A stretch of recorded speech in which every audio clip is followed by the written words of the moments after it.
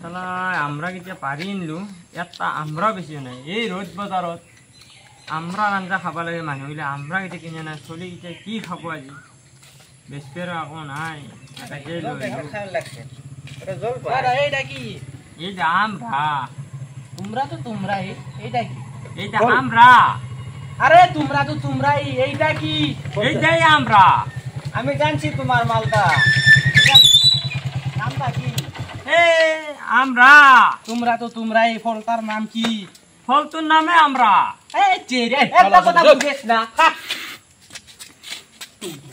এ ওটা এটা আমরা কিটা বেশ বেশ আমরা নয় তুই কি বলতে